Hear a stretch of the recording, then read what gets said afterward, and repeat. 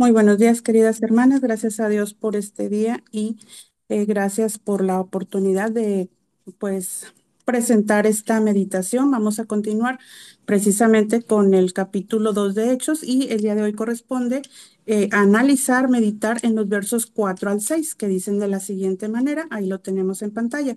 Y fueron todos llenos del Espíritu Santo y comenzaron a hablar en otras lenguas, según el Espíritu les daba que hablasen.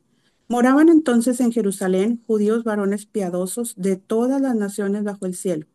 Y hecho este estruendo, se juntó la multitud y estaban confusos, porque cada uno les oía hablar en su propia lengua. Bien, vamos a analizar primero el versículo 4. Lo primero que vemos ahí es que estaban, pues todos estos apóstoles juntos, ¿verdad?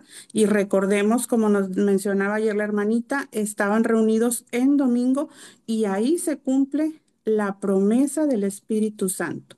En Juan 16, 7 y 14, Jesús ya les había dicho, pero les digo la verdad, les conviene que yo me vaya, porque si no me voy, el consolador no vendrá a ustedes. Pero si me voy, yo se los enviaré. Esto también se lo repitió en Hechos 1, como lo vimos la semana pasada en el versículo 8, ¿verdad? Donde pues ellos, él les dice que esperen ese espíritu, ¿verdad? Que vendría con poder. Y pues ahora, 10 días después de que les dice el Señor eso, antes de ascender al cielo, ahora se está cumpliendo esa promesa. Ellos han sido llenos del Espíritu Santo. Y la segunda cosa que vemos aquí en el versículo 4 es que empezaron a hablar en otras lenguas.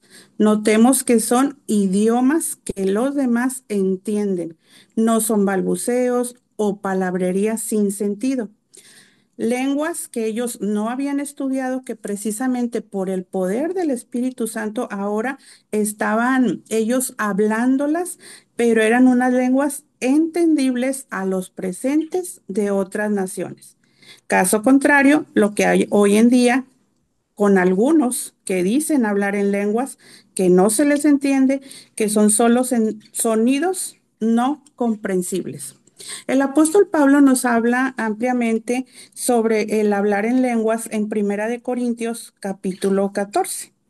No lo vamos a leer todo por cuestión de tiempo, pero las invito si quieren profundizar un poquito más a leer ustedes en casa todo el capítulo. Ahorita voy a ir leyendo solamente unos cuantos versículos para que nos quede muy claro esto. Entonces dijimos, 1 Corintios 14, voy a leer primero versos 9 al 11 y dice así.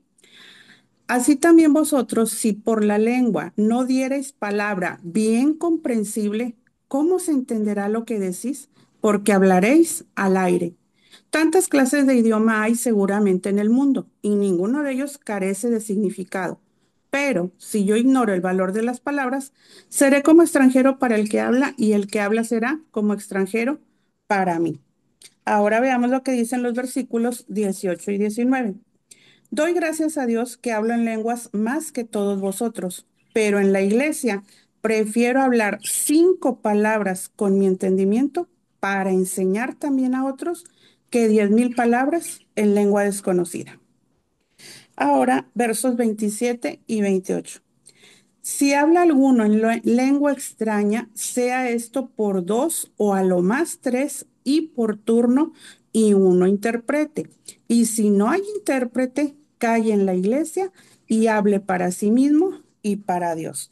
Notemos aquí que el apóstol Pablo está dando las instrucciones de cómo se debería hacer, ¿verdad? No como ahora algunos que dicen hablar en lenguas, que es pues un desorden total, ¿verdad? A Dios no le agrada eso, a Dios le agrada que todo se haga decentemente y con orden. Entonces, en resumidas cuentas, ahorita no está vigente Ujú. ese hablar en lenguas.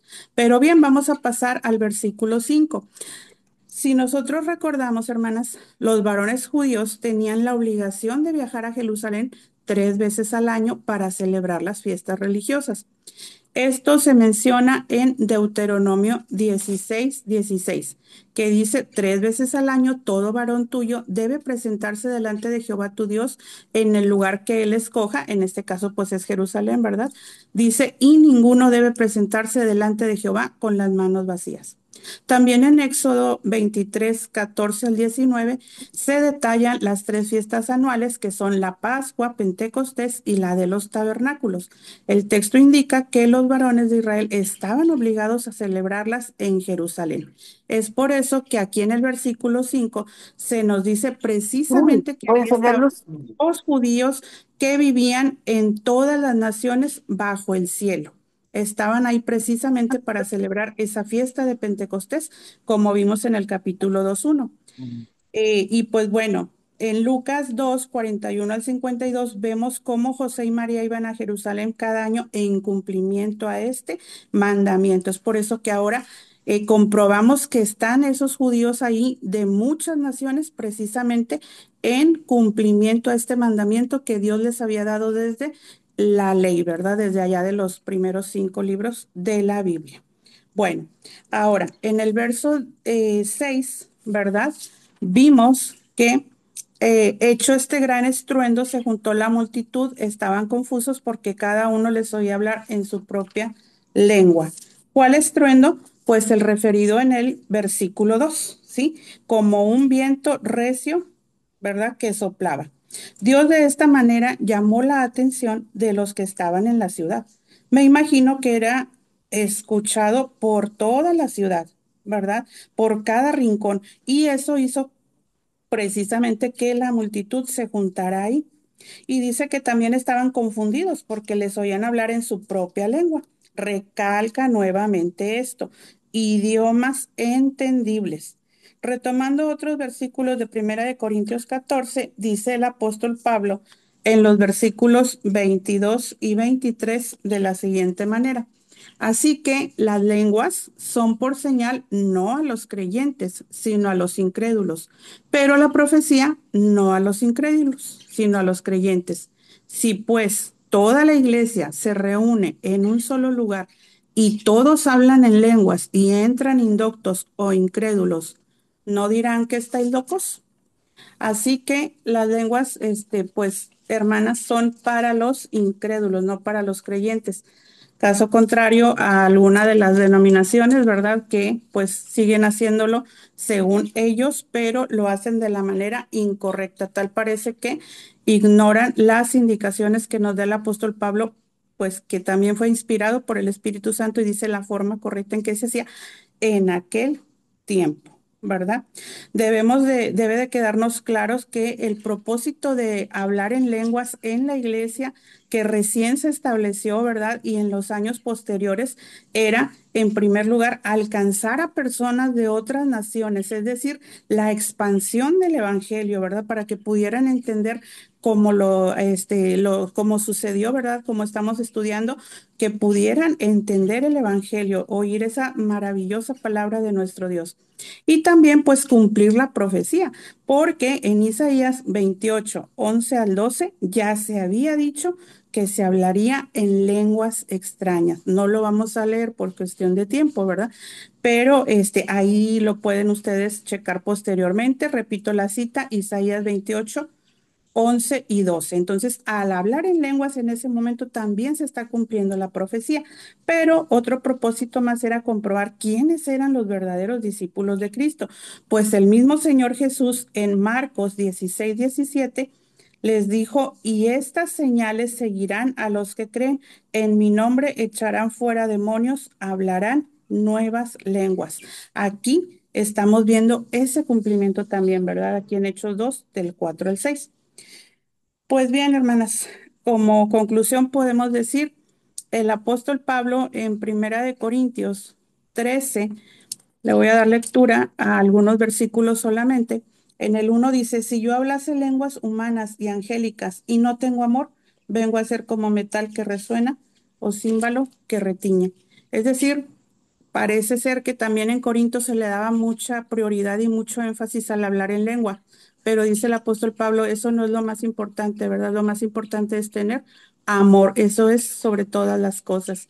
Y pues bueno, en los versos 8 al 10, la segunda parte del 8 dice, pero las profecías se acabarán y cesarán las lenguas y la ciencia acabará. porque en parte conocemos y en parte profetizamos, mas cuando venga lo perfecto, entonces lo que es en parte acabará. Aquí se le está poniendo un límite, hermanas, a eso de el hablar en lenguas, ¿sí? Dijimos que los apóstoles estaban todos juntos en domingo. Pensemos nosotras, analicemos. ¿Alguna vez nos hemos perdido alguna bendición por no estar congregadas como ellos lo estaban en este momento? Tal vez sí, ¿verdad? Tal vez nos ha pasado lo que al apóstol Tomás, que lo tenemos registrado en Juan 20, 19 al 25, cuando el Señor Jesús resucitó y estuvo ahí con sus discípulos. Tomás no estaba con ellos y todavía le cuentan de la resurrección de Jesús y todavía lo dudó, ¿verdad? Entonces, ojalá y nosotros no nos pase que nos perdamos de una bendición como la que tuvieron este día de Pentecostés los apóstoles por estar todos juntos, unánimes y orando. Y otra cosa también para reflexionar en estos tres versículos es de que eh, ¿tiene Dios que llamar nuestra atención de alguna manera? ¿Necesitamos algún estruendo como esta multitud que se reunió para estar atentas? Ya no va a ser un estruendo como de un viento recio, hermanas. Quizás pueda ser el estruendo de pruebas, de adversidades, enfermedad, para que comprendamos y reconozcamos la necesidad de buscarlo, de estar cerca de él. Busquémosle de corazón, no lo obliguemos, entre comillas, no le obliguemos a provocar un fuerte estruendo en nuestras vidas para captar nuestra atención. Permita a Dios que seamos fieles de corazón y que estemos juntas, unánimes, en armonía, siempre aprendiendo más, pero sobre todo poniéndolo en práctica como al Señor le agrada. Pues esta es la meditación para estas mañanas, hermanas. Dios me las bendiga y muchas gracias por su atención.